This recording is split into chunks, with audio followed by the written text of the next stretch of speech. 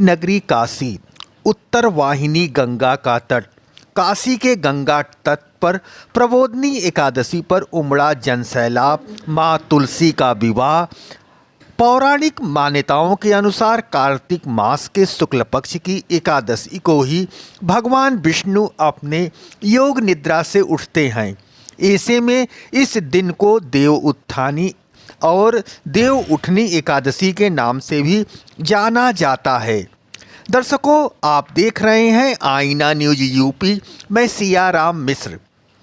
कार्तिक मास के शुक्ल पक्ष की एकादशी तिथि को धर्म की नगरी काशी में प्रबोधनी एकादशी के पर्व पर गंगा स्नान के लिए लाखों की संख्या में श्रद्धालुओं का जनसैलाब शनिवार उमड़ पड़ा। मां गंगा के जल में आस्था की डुबकी के साथ ही व्रत रखने वाले श्रद्धालुओं ने मां तुलसी का विवाह किया। पौराणिक मान्यताओं के अनुसार कार्तिक मास के शुक्ल पक्ष की एकादशी को ही भगवान विष्णु अपने योग निद्रा से उठते हैं। ऐसे में इस दिन को देव उत्थानी और देव उठनी एकादशी के नाम से भी जाना जाता है। आज के दिन से सनातन धर्म में सभी मांगलिक कार्य की शुरुआत हो जाती है। पौराणिक मान्यता के अनुसार प्रबोधनी एकादशी पर स्नान, ध्यान और दान का काफ़ी महत्व होता है। आज के दिन स्नान के साथ भगवान विष्णु की आराधना और ज़रूरतमंदों की मदद यानी दान करना काफ़ी फलदायी होता है। वहीं प्रबोधनी एकादशी के दिन तुलसी विवाह की मान्यता है। आज के दिन तुलसी के पौधे के सामने दीपक जलाकर विवाह उत्सव और पूजन की मान्यता है। कि कार्तिक के महीने में प्रबोधनी एकादशी का क्या महात्मा है? ऐसे तो कार्तिक मास अपने में स्वयं में श्रेष्ठ है। सभी मासों में धर्म का जितना अधिक लाभ जीवों को सरलता से कार्तिक मास में होता है, वो सर्वश्रेष्ठ मार्ग बताया गया है। ऐसे भी कार्तिक मास में जो पर्व पड़ते हैं वो पर्व मानव के हित के लिए ही बहुत जरूरी है। जैसे कार्तिक के प्रारंभ में दीपावली है। ये कार्तिक के प्रारंभ में जो पर्व आते हैं वो धनतेरस है, दीपावली है, डाला छठ है, गोपाष्टमी है, अक्षय नवमी है, एकादशी है, प्रबोधनी एकादशी है, और आगे वैकुंठ चतुर्दशी है, और फिर आगे कार्तिक पूर्णिमा त्रिपुरोत्सव, जिसको देव दीपावली कहते हैं। ये भगवान ने इतनी कृपा करके हम सब जीवों के लिए ये पर्व की स्थापना की है। जैसे धनतेरस से लेकर के दीपावली तक ये घर का दारिद्र्य निवारण करने के लिए भगवान ने बनाया हुआ है। कैसा भी गरीब से गरीब व्यक्ति हो अपने घर से दारिद्र्य का निवारण करके लक्ष्मी की कृपा प्राप्त कर सकता है, और करते हैं लोग। धनतेरस का उत्सव बना करके घर में लक्ष्मी का आगमन होता है। कोई चांदी का सिक्का खरीदता है, कोई सोना खरीदता है, कोई गणेश लक्ष्मी खरीदते हैं, कोई बर्तन खरीदते हैं, या इत्यादि इत्यादि लोग संग्रह, धन का संग्रह करते हैं। और धर्मराज के लिए दीप का प्राकट्य इसी धनतेरस से ही हो जाता है। फिर आया चतुर्दशी, छोटी दिवाली, नरक चतुर्दशी। ये भी सवेरे उठ करके स्नान का विधान है, हनुमत जन्म है।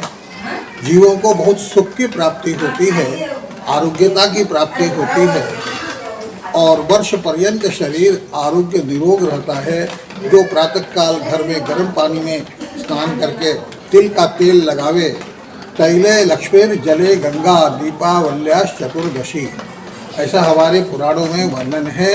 उस दिन जल में गंगा का वास, नहीं घर में नहाइए, गंगा स्नान का फल मिल जाएगा। और तिल का तेल लगाने से लक्ष्मी की कृपा बनती है, ऐसा हमारे पुराणों में वर्णन है। और परंपरा भी है, प्रायः सनातनी घर में गर्म पानी से स्नान करना, अभ्यंग लगा करके, वो उपटर लगा करके अभ्यंग करना, ये स्वास्थ्य की दृष्टि से भी बड़ा उत्तम माना गया है।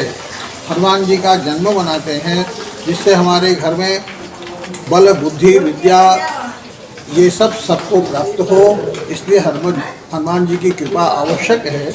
तो यथाशक्ति हनुमान जी का पूजन लोग करते हैं, हनुमान चालीसा का पाठ करते हैं और हनुमान जी की कृपा प्राप्त करते हैं, सरलता में प्राप्त करते हैं। उसके बाद आई दीपावली, अमावस्या पूजन, ये भी महालक्ष्मी की कृपा प्राप्त करने के लिए 3 रात्रियां जो बताई हैं, कालरात्रि, महारात्रि, मोहरात्रि, इनमें से ये महानिशा जो है ये दीपावली को कहा गया है।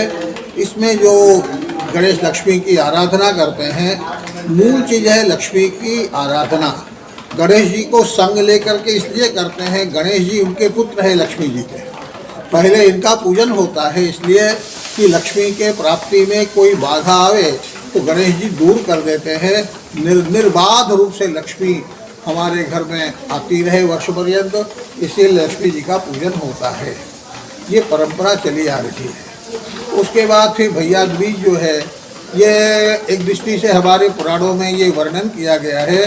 राजा बलि को भगवान ने वरदान दिया है, 3 दिन तुम्हारा राज्य रहेगा, 3 दिन तक जितना आनंद ले सकते हो वो ले सकते हो। हाँ, ये तो अमावान्नकूट महोत्सव मना कर जाने तक ये राजा बलि का उत्सव महोत्सव मनाते हैं और घर में बड़ी सुख की प्राप्ति होती है। भैया दूज के दिन धर्मराज अपनी बहन के यहाँ आते हैं, यमराज, और अपने बहन के यहाँ आकर के वो टीका लगवाते हैं, भोजन करते हैं। तो उनकी बहन यमुना जी ने वरदान मांगा है, जो कोई भी आज के दिन भाई अपने बहन के यहाँ आकर के भोजन करेंगे, उनको अपने यहाँ पर तुम किसी प्रकार का कष्ट मत देना। इस प्रकार ये धर्मराज यमराज ने भी स्वीकार किया हुआ है और बड़ी उदारता पूर्वक जो भी भैया दूज का उत्सव बनाते हैं, भाई बहन के प्रेम का पर्व है ये। और अलौकिक फल यह है कि यमराज का कष्ट उनका दूर हो जाता है, उनको यमलोक में जाना ही नहीं पड़ता, किसी प्रकार की यातना उनको प्राप्त नहीं होती। भैया दूज के बाद अब डाला छठ है। डाला छठ को जो माना गया है, ये सूर्य आत्मा जगता तस्थुश्च, सूर्य जो हैं ये सबकी आत्मा हैं, इसलिए डाला छठ का उत्सव बड़े प्रेम से लोग बढ़ाते हैं। 3 दिन जो व्रत करते हैं, 3 दिन के व्रत करने का रहस्य ही है कि पूर्ण पवित्र होकर के सूर्य नारायण को छठ का अर्घ्य प्रदान करें।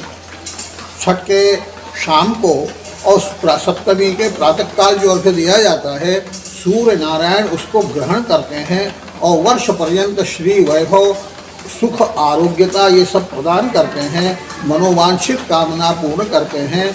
और छठ का व्रत करने के बाद जीव फिर गोपाष्टमी का उत्सव मनाते हैं। सप्तमी के दिन सुबह अर्घ्य हो गया, फिर अष्टमी आई, अष्टमी के दिन गोपाष्टमी, गायों का पूजन, गायों का महोत्सव, गायों को भोजन देना, ये भी परंपरा सनातन धर्म की है।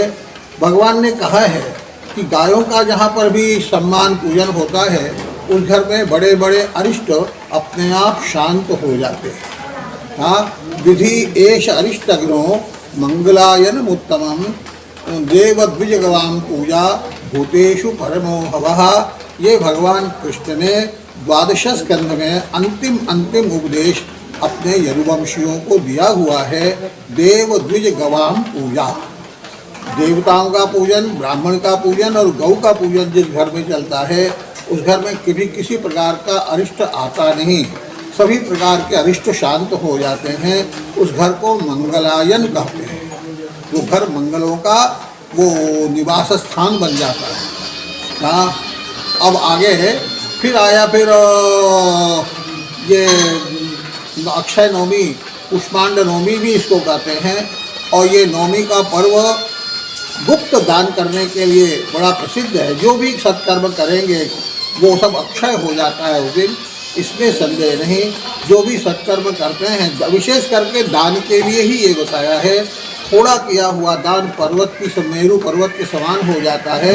इसमें गुप्त दान की भी परंपरा है। पुष्पांड माने सफ़ेद कोढ़ा लेकर के इसके अंदर सोने का वो कुछ वक्त सोने अथवा चांदी रख करके उसको ढक करके ब्राह्मण को देते हैं, तो ब्रह्मांड दान करने का पुण्य प्राप्त होता है। यक्षनवमी ये है। और उसी दिन से तुलसी जी के विवाह का जो विशेष उत्सव है, नवमी, दशमी, एकादशी, ये विशेष पर्व एकादशी के दिन बहुत लोग 3 दिन का तुलसी विवाह करते हैं, बड़ी बड़ी कामनाएं पूर्ण होती है। ये सात्विक विवाह है। तुलसी विवाह घर घर में होता है, इसको सात्विक विवाह कहा गया है। ऐसे भगवान के तो राम जी के विवाह हुए, भगवान कृष्ण के विवाह हुए, शिव जी का विवाह हुआ, लेकिन इन सब विवाहों में प्रतिवर्ष मनाने वाला जो विवाह है वो केवल सात्विक विवाह अगर देखा जाए तो तुलसी जी का विवाह है, जो घर घर में मनाया जाता है। राम जी का विवाह घर घर में नहीं मनाया जाता, भगवान कृष्ण का विवाह घर घर में नहीं होता, शिव जी का विवाह घर घर में नहीं मनाया जाता। केवल तुलसी जी ही एक ऐसी है शक्ति भगवान की, जिनका विवाह हर माताएं, हर गृहस्थाश्रम वाले अपने घर में मनाते हैं। घर में अतुल अतुल सुख की प्राप्ति होती है। ये और जिस कन्या का विवाह न होता हो, वो कन्या तुलसी विवाह का व्रत अगर 3 साल करती है, सुंदर वर्ग और घर की प्राप्ति होती है। ऐसा वरदान तुलसी माता की कृपा से उनकी भाग्य रेखा मिट जाती है, दुर्भाग्य रेखा मिट जाती है, सौभाग्य के रूप में परिणित हो जाती है। ये तुलसी विवाह का महात्म्य है। उसके बाद वैकुंठ चतुर्दशी का पर्व है। भगवान शिव के ऊपर तुलसी चढ़ती है और भगवान विष्णु के ऊपर बेलपत्र चढ़ता है उस दिन, और वो मणिकर्णिका में स्नान करना रहता है। फिर विश्वनाथ जी का दर्शन, पंचगंगा में स्नान करें, बिंदु माधव के दर्शन करें, तो अमोघ अमोघ श्री वैभव की प्राप्ति होती है। उसी तरह कार्तिक पूर्णिमा है। कार्तिक पूर्णिमा के दिन ये एक प्रकार से देखा जाए, ये देव दीपावली कहते हैं। भगवान ने एक त्रिपुरासुर नाम के दैत्य का वध किया हुआ था, जिसमें बड़ा अमोघ कठिन था उसका वध करना, लेकिन भगवान शिव ने अपनी अमोघ कृपा से उसका वध किया।